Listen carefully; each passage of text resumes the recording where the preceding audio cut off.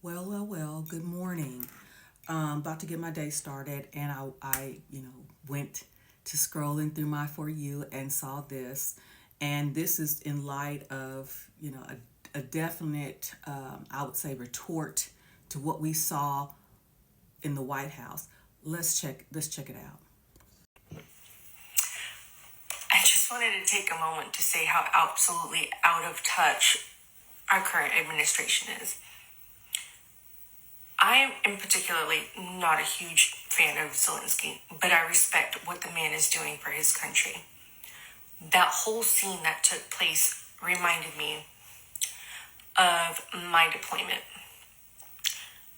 We had a day where the fob I was located at was just under fire for quite some time. We had a significant loss of life that day. On that day, an RPG landed in my living quarters. I lost everything. The only things left were my Bible, my toothbrush, and my deodorant. I didn't have any more uniforms. I had nothing else. The next morning, I went to the chow hall in whatever clothes I had left that wasn't burned. So I was not in the correct uniform. PT shirt, PT shorts, black socks, and my boots.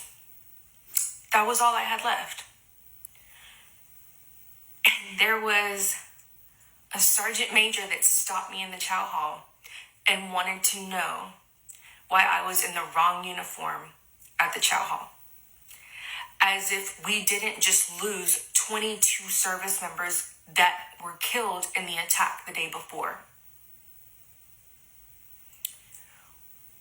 The man is at war in his country. He's not sitting in an office projecting to be a king or a god or whatever the hell Trump thinks he is. And anyone who is currently supporting Putin and his actions is going against everything that this country is supposed to stand for. Let the man be. Because when you are in combat, you are in survival mode. You don't give a shit about a suit. You're trying to make sure that you wake up the next day. And anybody that really is advocating for the way that they treated that man can go fuck themselves. Because you've likely never been in combat and you don't know what's going through his mind. That brought me to tears.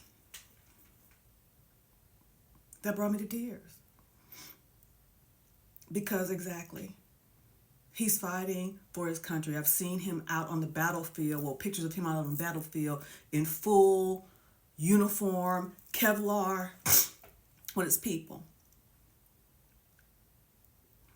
And this is not about whether you like him or not. I don't even know enough about him to like him, to be honest.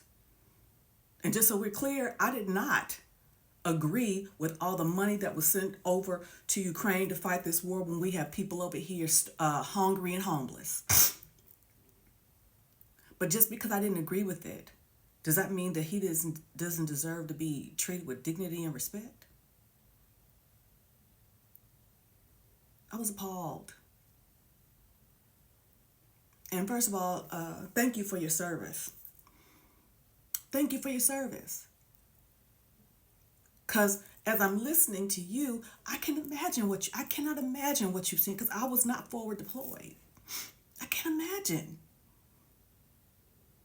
And the things that you have to process mentally. The things that he has to process mentally, knowing that he is losing his people, trying to maintain the sovereignty of his country. And you have people like the president, vice president, SecDef, the fat boy in there was talking about his not wearing a suit. Probably never saw combat either. Because the vice president was a public affairs specialist, was, I think, gone for 6 months. 4-year enlistment, deployed for 6 months as a public affairs specialist. But here's the thing, though. Even though I haven't been forward deployed, I still empathize. You know why? Because after 9/11, I was swearing in young men, young women, some who I work with daily,